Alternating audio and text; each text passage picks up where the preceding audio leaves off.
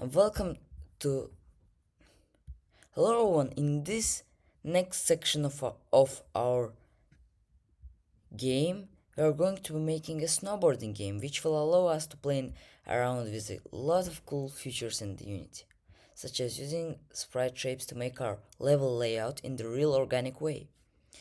So we'll be using edge colliders like as we used like square colliders, then circle colliders. Then we'll be adding graphics, efforts, like we'll be playing around with physics so that when we in snowboard when we jump, make a backflip, front flip, we're going to add particle effects, turning them on and off.